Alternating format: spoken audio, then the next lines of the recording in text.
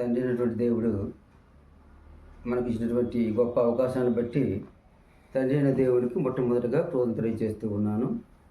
చేరువేసినటువంటి సహోదరులకు కూడా నా యొక్క వందనాలు తెలియజేస్తూ ఉన్నాను. ఈ దినాన కొద్ది నిమిషాలు దేవుని యొక్క వాక్యాన్ని మనం ధ్యానించుకుందాం. అది అప్పుడైనటువంటి పౌలు కొరింథీయులకు రాసినటువంటి 2వ పత్రిక 7వ అధ్యాయం 6వ వచనాన్ని బట్టి మనం కాసేపు ధ్యానిద్దామండి వాక్యాన్ని. అక్కడ ఏమని రాయబడి ఉందంటే, ఆయనను దీనులను ఆదరించు దేవుడు తీతు రాక వలన మమ్మును ఆదరించెను అన్న విషయాన్ని మనకు తెలియజేయటం జరుగుతుంది. పౌలు దేవుడు దీనులను ఆదరిస్తాడు అని, అలాగే తీతు రాక వలన మమ్మల్ని కూడా దేవుడు ఆదరించాడు అనే విషయాన్ని పౌలు అక్కడ తెలియజేయటం జరిగింది. అయితే ఈ దీనులు అంటే ఎవరు అని చూసినట్లయితే, దీనులు అంటే పేదవాళ్ళు అని, దీనులు అంటే ఏమీ లేనివారు అని, దీనులు అంటే తృణీకరింపబడివారని, ఇలాగా దీనుల గురించి తెలియజేయవచ్చును. ఇటువంటి ఈ దీనులు దీనత్వాన్ని కలిగి ఉంటారు. ఎలాగ దీనత్వాన్ని కలిగి ఉంటారంటే, వారు సాత్వికులై ఉంటారు, వినయం కలిగి ఉంటారు, న్యాయ విధులను అనుసరించేవారై ఉంటారు, అలాగే ఆత్మ విషయమే దీనత్వం కలిగి ఉంటారు, నేర్చుకుని వారై ఉంటారు, అలాగే ఆజ్ఞను అనుసరించేవారై ఉంటారు. ఇటువంటి వారు దీనులని తెలియజేయబడింది, దీనత్వం కలిగి ఉన్న వారని తెలియజేయబడింది. మత్తయి రాసిన సువార్త 5వ అధ్యాయం 3వ వచనంలో ఈ మాట తెలియజేయబడింది. ఆత్మ విషయమై దీనులైన వారు ధన్యులు, పరలోక రాజ్యము వారిది. కాబట్టి పరలోక రాజ్యాన్ని చేరాలంటే ముఖ్యంగా మనకు కావాల్సింది ఏంటంటే, దీనులను ఆదరించేటటువంటి దేవుడు ఎటువంటి వాడు. అటువంటి గుణలక్షణాలు కూడా మనము కలిగి ఉండాలని దేవుని యొక్క ఆలోచన ఉంది. అయితే దేవుడు దీనత్వం కలిగినటువంటి వాడు. ఉదాహరణకు సారేపోతు విధవరాలు అనేటువంటి ఒక స్త్రీ ఉంది. 1 రాజులు 17వ అధ్యాయం 10వ వచనం నుంచి 16వ వచనం వరకు చూస్తే ఆ యొక్క విషయాలు మనకు తెలియజేస్తూ ఉన్నారు. 1 రాజులు 17వ అధ్యాయం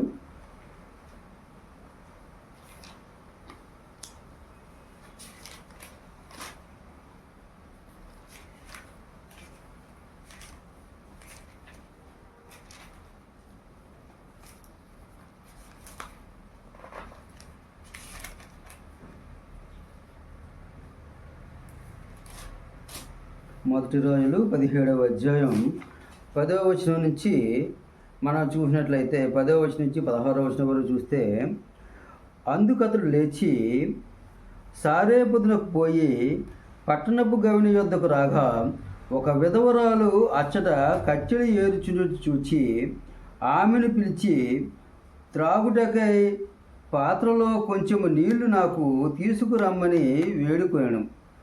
ఆమె నీళ్లు తేబోచుండగా అప్పుడు ఆమెను మరలా పిలిచి, నాకొక రొట్టె ముక్కను నీ చేతితో తీసుకుని రమ్మని చెప్పాను. అందుకామె, నీ దేవుడైన యెహోవా జీవము తోడు, తొట్టెలో పట్టెడు పిండియు బుడ్డిలో కొంచెం నూనెయు నా యొద్దనున్నవే గాని అప్పం ఒకటైనా లేదు. మేము చావక ముందు నేను ఇంటికి పోయి వాటిని నాకును నా బిడ్డకును సిద్ధము చేసుకొనవలనని కొన్ని పుల్లలు ఏరుటకై వచ్చినాను. అప్పుడు ఎలీయా ఆమెతో ఇట్లనెను, భయపడవద్దు, పోయి నీవు చెప్పినట్టు చేయము. అయితే అందులో నాకొక చిన్న అప్పము మొదట చేసి నా యొద్దకు తీసుకుని రమ్ము. తరువాత నీకును నీ బిడ్డకును అప్పములు చేసుకొనుము. భూమి మీద యెహోవా వర్షము కురిపించే వరకు ఆ తొట్టిలో ఉన్న పిండి తక్కువ కాదు, బుడ్డిలో నూనె ఆరిపోదని ఇశ్రాయేలీయుల దేవుడైన యెహోవా సెలవిచ్చుచున్నాడు అనెను. అంతటా ఆమె వెళ్ళి ఏలియా చెప్పిన మాట చొప్పున చేయగా అతడుయు ఆమెయు ఆమె ఇంటి వారిను అనేక దినములు భోజనము చేయించు వచ్చిరి. ఈ విషయంలో మనం చూసినట్లయితే సారేపతు విధవరాలు ఆమె కట్టెలు పిల్లలు తినడానికి కూడా ఏమీ లేదు. అసలు ఒకరోజే తినడానికి సిద్ధంగా ఒక్కరోజే ఉంది తినటానికి, తనకు తన బిడ్డకు మాత్రమే.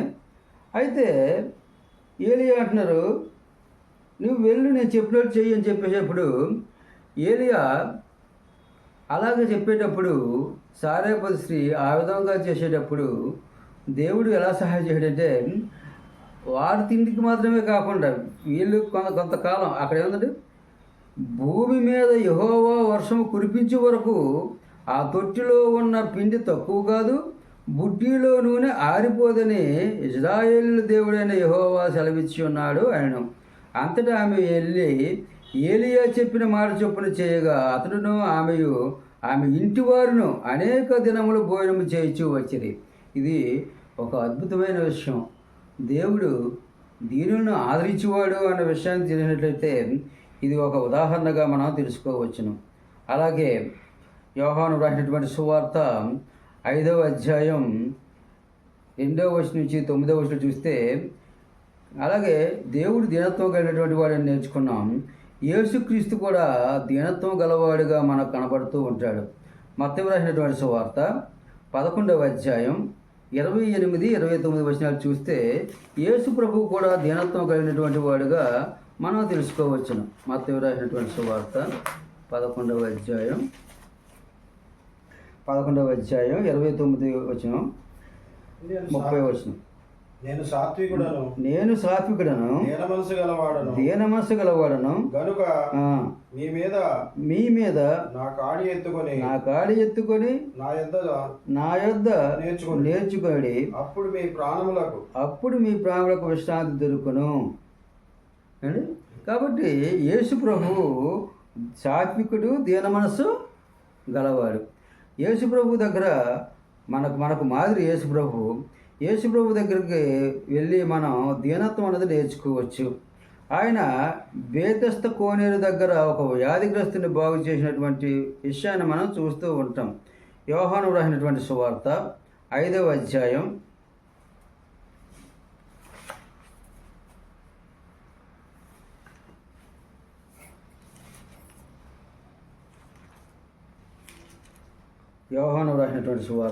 5వ అధ్యాయం 2 నుంచి 9 వరకు చూస్తే 2వ వచనం నుంచి 9వ వచనం. నీవు లేచి నీ పరిపెత్తుకొని నడువు అని వానితో చెప్పగా వెంటనే వాడు స్వస్థతలో ఉంది తన పరిపెత్తుకొని నడిచాను. ఆ దినము విశ్రాంతి దినము కనుక యూదులు ఇది విశ్రాంతి దినము కదా, నీవు పరిపెత్తుకొని తగదే అని స్వస్థత పొందిన వారితో చెప్పి, అందుకు వాడు నన్ను స్వస్థపరిచిన వాడు నీ పరిపెత్తుకొని నడువు అని నాతో చెప్పాను. బ్రదరు, మీరు చదువుతుంది అదేనా? యోహాను సువార్త 5వ అధ్యాయం 2వ వచనం నుంచి 9వ వచనం వరకు. బేతెస్త దగ్గర వ్యాధిగ్రస్తుని బాగు చేశారు. యెరూషలేము యోహాను సువార్త 5వ అధ్యాయం 2వ వచనం. యెరూషలేములో గొర్రెల ద్వారం దగ్గర హెబ్రీ భాషలో బెతెస్దా అనబడిన ఒక కోనేరు కలదు. దానికి 5 మంటపములు కలవు. ఆయా సమయములకు దేవదూత కోనేటిలో దిగి నీళ్లు కదిలించుట కలదు. నీరు కదలింపబడిన పిమ్మట మొదట ఎవడు దిగునో వాడు ఎట్టి వ్యాధి గలవాడైనను బాగుపడు. కనుక ఆ మంటపములలో రోగులు, గుడ్డివారు, కుంటివారు, ఊచ చేతులు గలవారు గుంపులు పడి ఉంది. అక్కడ 38 ఏండ్ల నుండి వ్యాధి గల ఒక మనుషుడు ఉండేది. యేసు వాడు పడి ఉండట చూసి వాడు అప్పటికి బహుకాలం నుండి ఆ స్థితిలోనే ఉన్నాడని ఎరిగి స్వస్థపడగోరుచున్నావా అని వాడిని అడుగుగా ఆ రోగి, అయ్యా, నీళ్లు కదలిపబడినప్పుడు నన్ను కోనేట్లోనికి దించుటకు నాకు ఎవడునూ లేడు గనక నేను వచ్చు అంతలో మరి ఒకడు నాకంటే ముందుగా దిగునని ఆయనతో ఉత్తరం ఇచ్చింది. యేసు, నీవు లేచి నీ పరిపెత్తుకొని నడుమని వారితో చెప్పగా వెంటనే వాడు స్వస్థత పొంది తన పరిపెత్తుకొని నడిచాడు. అంటే ఇక్కడ యేసు ప్రభు కూడాను దీనత్వం చూపించారు.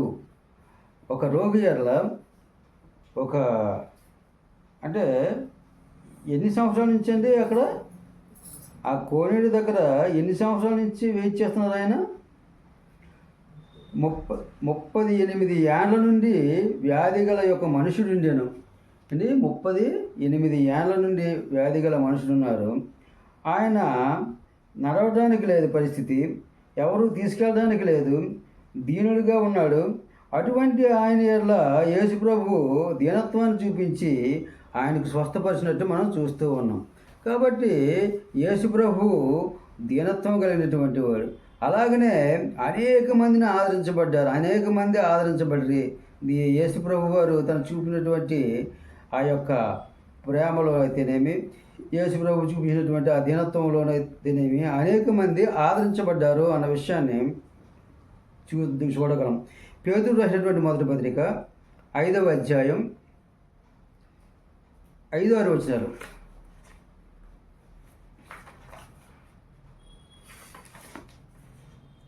పేతురు రాసిన మొదటి పత్రిక 5వ అధ్యాయం 5-6 వచనాలు ప్రజలు. చిన్నలారా మీరు పెద్దలకు లోబడి ఉండుడి. మీ అందరూ ఎదుటివాని ఎడల దీన మనసు అని వస్త్రం ధరించుకొని బింబును అలంకరించుకొనుడి. దేవుడు అహంకారులను ఎదిరించి దీనులకు కృప అనుగ్రహించును. దీనులకు కృప అనుగ్రహించను. కాబట్టి దీనత్వం కలిగి ఉంటే దేవుని యొక్క కృప ఉంటుంది. అనేక మందిని ఆ దీనులను యేసు ప్రభు వారు ఆదరించినట్టు, దేవుడు ఆదరించినట్టు మనం చూస్తూ ఉంటాం.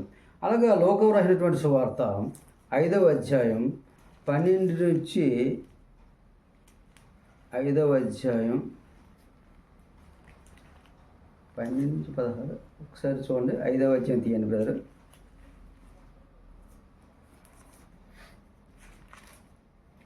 కుష్ఠరోగి ఆయన యొక్క వచ్చిన చెప్పండి.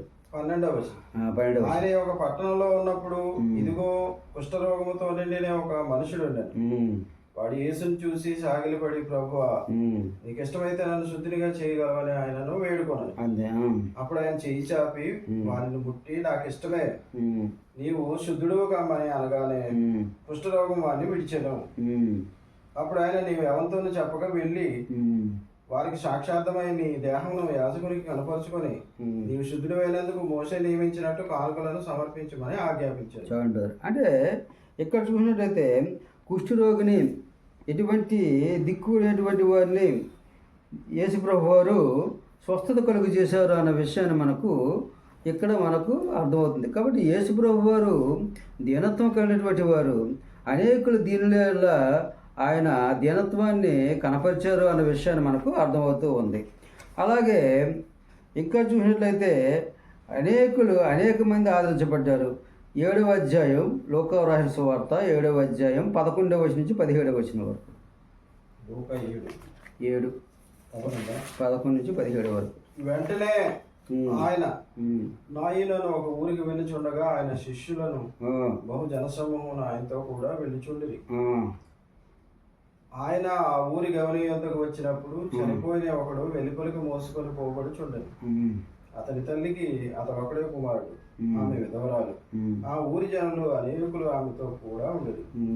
ప్రభు ఆమెను చూసి ఆమె యందు కనికరపడి ఏడవద్దని ఆమెతో చెప్పి దగ్గరకు వచ్చి పాడెను ముట్టగా మోయిచున్న వారు నిలిచిరి. ఆయన చిన్నవాడా లేమని నీతో చెప్పుచున్నాను అనగా ఆ చనిపోయిన వాడు లేచి కూర్చుండి మాట్లాడసాగాడు. ఆయన అతని తల్లికి అప్పగించాడు. ఇందులో మనం చూసినట్లయితే చనిపోయినటువంటి వ్యక్తిని బ్రతికించడం అన్నది మనం చూస్తూ ఉన్నాం. తల్లికి ఒకే ఒక కుమారుడు, ఇంకెవరూ లేరు. అయితే ఆ కుమారుడు చనిపోతాడు. కుమారుడు చనిపోయేటప్పుడు ఆ యొక్క విషయంలో దీనత్వాన్ని యేసుప్రభు వారు వారి ఎడల కనపరిచారు. అటువంటి ఎవరూ లేనటువంటి వారి ఎడల దీనత్వాన్ని చూపించాడు అనే విషయాన్ని మనకు అర్థమవుతూ ఉంది. ఈ విధంగా దేవుడు ఆదరించి దేవుడు దీనులను ఆదరించేవాడు. అలాగే యేసుప్రభు కూడా దీనత్వం కలిగినటువంటి వాడు. అనేక మంది ఆదరించబడ్డారు యేసుప్రభు ద్వారా. అయితే దీనులై ఉండాలని దేవుని యొక్క మూడవ విషయం ఏంటంటే దీనులై ఉండాలి. మనం దేవుడు దీనత్వం కలిగి ఉన్నాడు, యేసుప్రభు వారు దీనత్వం కలిగి ఉన్నారు. మనం కూడా దీనులై ఉండాలని చెప్పేసి దేవుని యొక్క లేఖనాలు బోధింపడుతూ ఉన్నాయి. మనం దేవుణ్ణి తెలుసుకోవడం ఏంటంటే దీనులను దరిద్రులకు న్యాయం తీర్చుట దీనులకు దరిద్రులకు న్యాయం తీర్చడం. ఇర్మియా గ్రంథం 22వ అధ్యాయం 16వ వచనం. ఇర్మియా 22:16. అవునండి బ్రదర్, 22:16.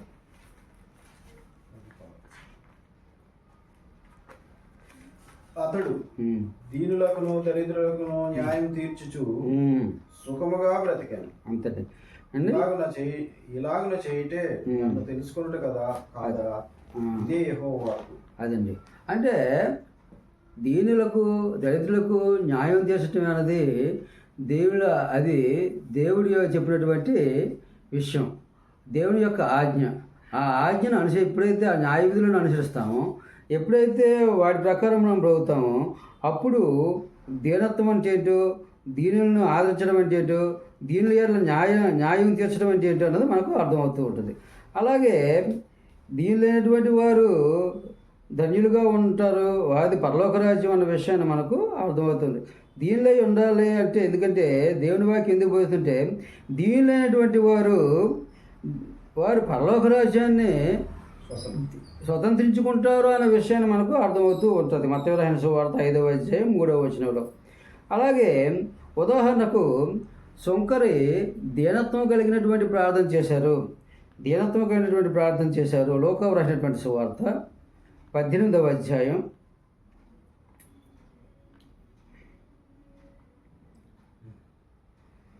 9-14 వచనాలు. తామే నీతిమంతులమని తమ్మును అమ్ముకొని ఇతరులను తృణీకరించుచు కొందరితో ఆయన ఈ ఉపమానం చెప్పాను. ప్రార్థన చేయుటక 2 మనుషుల దేవాలయంలోకి వెళ్ళిరి. వారిలో ఒకడు పరిచయుడు, ఒకడు సౌకరి. పరిచయుడు నిలవబడి, దేవా, నేను చోరులను అన్యాయస్తులను వ్యభిచారులనైన ఇతర మనుషుల వలనైనాను ఈ సౌకర్య వలనైనాను ఉండనందుకు నీకు కృతజ్ఞతాస్తుతులు చెల్లించుచున్నాను. వారమునకు 2 మార్లు ఉపవాసం చేయుచు నా సంపాదన అంతట్లో 10వ వంతు చెల్లించున్నానని తనలో తాను ప్రార్థించుచుండెను. అయితే సౌకర్య దూరముగా నిల్చుండి ఆకాశం వైపు కన్నులెత్తుటకైనను ధైర్యం చాలక రొమ్ము కొట్టుకొనుచు, దేవా, పాపినైన నన్ను కరుణించుమని పలికాను. అతనికంటే ఇతడు నీతిమంతుడిగా తీర్చబడి తన ఇంటికి వెళ్ళనని మీతో చెప్పుచున్నాను. తను తాను హెచ్చించుకున్నవాడు తగ్గింపబడినని, తను తాను తగ్గించుకున్నవాడు హెచ్చింపబడినని చెప్పాను. అంటే సుంకరి దీనత్వం కలిగి ప్రార్థన చేసినట్టు మనం చూస్తూ ఉంటాము. ఎందుకంటే మనం దీనిలో ఉంటే, దీనత్వాన్ని కలిగి ప్రార్థన చేస్తే దేవుడు ఆ ప్రార్థనని అంగీకరిస్తాడు అన్న విషయాన్ని మనకు అర్థమవుతూ ఉంది. అలాగే మనకు అనేకమైనటువంటి మన జీవితంలో అనేకమైన సంఘటనలు జరుగుతూ ఉంటాయి. మనకు మనం తగ్గించుకొని దేవునికి ప్రార్థన చేయవలసినటువంటి అవసరం మనకు ఉంది. కాబట్టి తగ్గించుకొని ప్రార్థన అనేది దేవుడికి విరిగి నెరిగినటువంటి హృదయము దేవునికి అవసరమై ఉన్నదన్న విషయాన్ని మనకు తెలియజేస్తూ ఉంది. అలాగే బిడ్డల వలె చిన్న బిడ్డల వాటిదే దేవుని యొక్క రాజ్యం. చిన్న బిడ్డల వలె తగ్గించుకుంటే వారిదే దేవుని రాజ్యం. 18వ అధ్యాయం మత్తయి రాసిన సువార్త 18వ అధ్యాయం 1-4 వరకు బ్రదరు.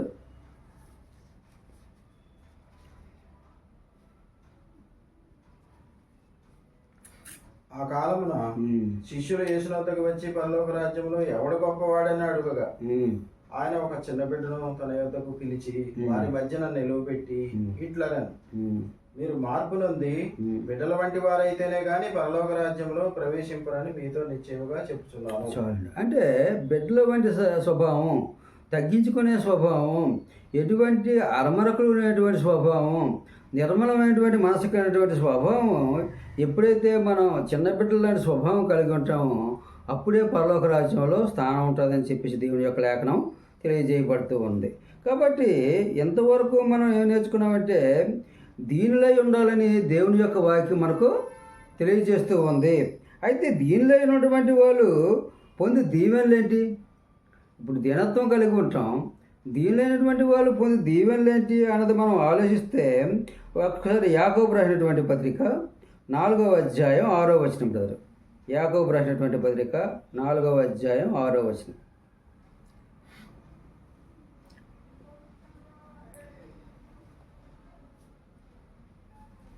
కాదు గాని ఆయన ఎక్కువ కృపనిచ్చును, అందుచేత దేవుడు అహంకారులను ఎదిరించి దీనులకు కృప అనుగ్రహించును అని లేఖనం చెప్పుచున్నది.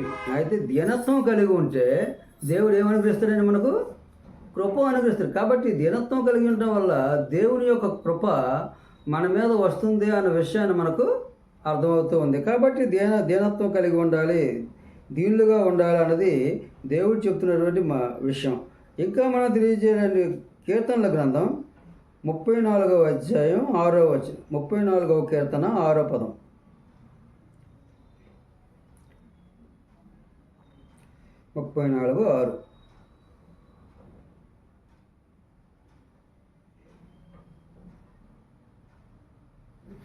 ఈ దీనుడు మొరపెట్టగా యెహోవా ఆలకించెను, అతని శ్రమలన్నిటిలో నుండి అతన్ని రక్షించెను. చూడండి, అంటే మనకేదైనా శ్రమలు ఉండొచ్చు, మనకేదైనా ఇబ్బందులు ఉండొచ్చు, మనకేదైనా బాధలు ఉండొచ్చు, కానీ అటువంటి వాటి నుంచి మనం తప్పించడానికంటే యెహోవాకు మనం దీనులుగా ఉన్నటువంటి మనము యెహోవాకు మొరపెడితే యెహోవా మనల్ని ఆదరిస్తాడు, యెహోవా మన ఎడల దయ చూపుతాడు, యెహోవా మన ఎడల కృపను చూపిస్తాడు. ఆయన కృప నిరంతరం మన మీద ఉంటుంది అన్న విషయాన్ని మనం కాబట్టి దీనులు పొందు దీవెనలో ఇంకా అనేకం ఉన్నాయి. ఏంటంటే కీర్తనలు 37:11 చదవండి బ్రదరు. 37వ కీర్తన 11వ పదం. దీనులు భూమిని స్వతంత్రించుకుందరు, క్షేమం కలిగి సుఖించదరు. అది దీనులు ఏం చేస్తారండి? దీనికి వచ్చే ప్రయోజనం ఏంటండి? భూమిని స్వతంత్రించుకుంటారు. దీనత్వం కలిగినటువంటి వారు భూమిని స్వతంత్రించుకుంటారు అన్న విషయాన్ని మనకు అర్థమవుతూ ఉంది. కాబట్టి దీనత్వం కలిగి ఉండాలన్న విషయాన్ని మనం తెలుసుకుంటున్నాం. అలాగే కాబట్టి మనం ఏం చేయాలి? ఇప్పుడు దేవుడు దీనత్వం కలిగినటువంటి వాడు దీనత్వాన్ని చూపించాడు. యేసుప్రభు దీనత్వం కలిగినటువంటి వాడు దీనత్వాన్ని చూపించారు. అలాగే అనేక మంది దీనిలో ఉండాలని దేవుని యొక్క వాక్యం చెప్పబడింది. మనం కూడా దీనులుగా ఉంటే అనేకమైనటువంటి దీవెనలు పొందుతామన్న విషయాన్ని మనకు అర్థమైంది. ఇప్పుడు దీవెనలు పొందినటువంటి వారు ముగింపు చివరిగా ఏం నేర్చుకుంటున్నామంటే దీనులకు మనం సహాయం చేయాలి. మనం ఏం చేయాలండి?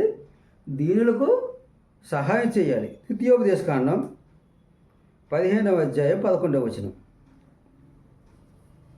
ద్వితీయోపదేశకాండం 15వ అధ్యాయం 11వ వచనం. బీదలు దేశంలో ఉండక మానరు, అందుచేత నేను నీ దేశంలో నున్న నీ సహోదరులకు దీనులకును బీదలకును ఆవశ్యముగా నీ చెయ్యి చాపవాలనని నీకు ఆజ్ఞాపించుచున్నాను. చాలండి. ఏం చేయాలండి? బీదలు ఉంటారు, అనేక మంది అవసరంలో ఉంటారు, కాబట్టి అనేక మంది శ్రమంలో ఉంటారు. అటువంటి వారికి ఏం చేయాలి? మన చెయ్యి చాపాలి.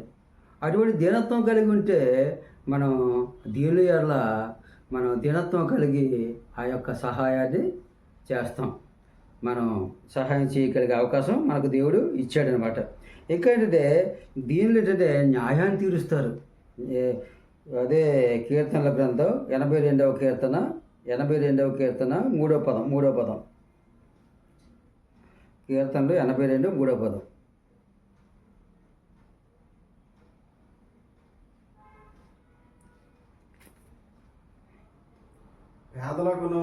పేదలకును తల్లిదండ్రులు లేని వారికి న్యాయం తీర్చుడి. అది అంటే వారికి దీనులకును న్యాయం తీర్చుడి. చూడండి బ్రదర్, అంటే ఎందుకంటే ఈ విషయాలు చదివిస్తుంటే మనం ఎక్కువగా దీనులకు సహాయం చేయాలి, న్యాయం తీర్చాలి. దీనిలో అని చెప్పేసి మనం హేళనగా ఉండకూడదు, దీనిలో అని చెప్పేసి మనం హేళన చేయకూడదు. మనం హేళన చేస్తే దేవుడు మనకు హేళన చేస్తాడు. కాబట్టి దీనిటువంటి మనం దీనులుగా ఉన్నటువంటి వారికి మనం దీనత్వం కలిగి వారికి న్యాయం తీర్చాలి అన్న విషయాన్ని, పక్షపాతం లేకుండా న్యాయాన్ని తీర్చాలన్న విషయాన్ని మనకు అర్థమవుతూ ఉంది. అలాగే దీనులతో పొత్తు చేయాలి. దీనత్వం కలిగినటువంటి మనం ఎవరితో పొత్తు చేయాలండి? దీనులతో పొత్తు చేయాలి. సామెతలు 16:19 అండి. సామెతలు 16:19.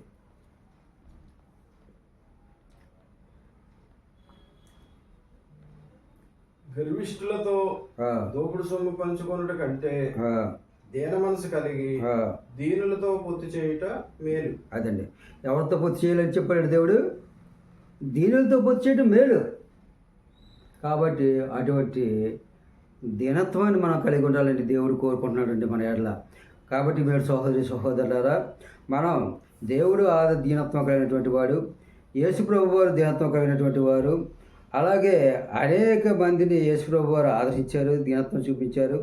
అలాగే దీనిలో ఉండాలని దేవుని యొక్క వాక్యం చెప్పబడుతూ ఉంది. దీనిలోనటువంటి వారు పొంది దీవెనలు ఎలాగుంటాయని తెలియజేయబడింది. ఆ దీవెనలు పొందితే మనం కూడాను ఎల్లప్పుడూ దీనులకు సహాయం చేయాలి. మనం దీనుల న్యాయం కలిగి ఉండాలి.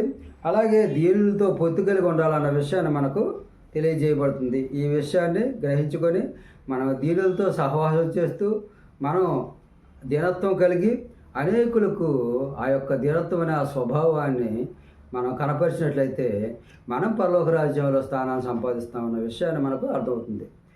ఇంతవరకు ఓపికతో ఉన్నటువంటి వారందరికీ కూడా సహోదరులకు వందనాలు తెలియజేస్తూ ఉన్నాను.